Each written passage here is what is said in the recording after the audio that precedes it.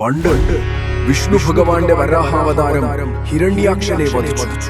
പ്രതികാരദാഹിയായ അവന്റെ സഹോദരൻ ഹിരണ്യകശിപു ബ്രഹ്മാവിനെ തപസ് ചെയ്ത് അതികഠിനമായ ഒരു വരം നേടി. മനുഷ്യനോ മൃഗത്തിനോ രാവോ പകലോ അകത്തോ പുറത്തോ ആയുധം കൊണ്ടോ അവനെ വധിക്കാൻ കഴിയില്ല. ഈ അസുര ചക്രവർത്തിക്ക് ഒരു മകൻ പിറന്നു, പ്രഹ്ലാദൻ. പക്ഷേ വിരോധാഭാസം എന്ന് പറയട്ടെ, ആ ഉണ്ണിയച്ഛന്റെ ശത്രുവായ സാക്ഷാൽ നാരായണന്റെ പരമഭക്തനായി അഹങ്കാരിയായ ഹിരണ്യകശിപുവിന് ഇത് സഹിക്കാനായി തന്റെ രാജ്യത്ത് വിഷ്ണു എന്ന നാമം അവൻ നിരോധിച്ചു. ഭഗവാനിൽ നിന്ന് അകറ്റാൻ സ്വന്തം മകനെ അവൻ പല തവണ കൊല്ലാൻ ശ്രമിച്ചു.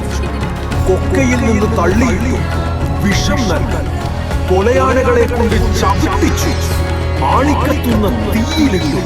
പക്ഷേ ഓരോ തവണയും ഓം നമോ നാരായണായ എന്ന നാമം അവനെ അത്ഭുതകരമായി രക്ഷിച്ചു. ഒടുവിൽ ക്ഷമ നശിച്ച ഹിരണ്യകശിപു അലറി, എവിടെയാണ് നിന്റെ വിഷ്ണു?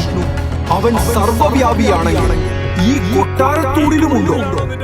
അതെ അച്ഛാ, ഈ തൂണിലും തുരുമ്പിലും എന്റെ ഭഗവാനുണ്ട്. ആ മറുപടി കേട്ട് കോപം കൊണ്ട് വിറച്ച അസുരൻ തന്റെ ഗദ കൊണ്ട് ആ തൂണിലാഞ്ഞടിച്ചു. ഒരു വനൻ സ്ഫോടനത്തോടെ ആ തൂൺ പിളർന്നു. ആരും കാണാത്ത ഭീകരമായ രൂപം, പാതി മനുഷ്യനും പാതി സിംഹവുമായ സാക്ഷാൽ നരസിംഹമൂർത്തി ഗർജിച്ചുകൊണ്ട് അവതരിച്ചു. അത് സന്ധ്യാസമയമായിരുന്നു. ഭഗവാൻ അവനെ ഉമ്മറപ്പടിയിലേക്ക് വലിച്ചിഴച്ചു. തന്റെ മടിയിൽ കിടത്തി ആയുധങ്ങളെല്ലാം കൊണ്ട് നരസിംഹം ആ അസുരന്റെ മാറു പിളർന്നു. എല്ലാ വരങ്ങളും നിഷ്ഫലമായി. തിന്മയെ വധിച്ച ശേഷം ഭഗവാന്റെ ക്രോധമടങ്ങി.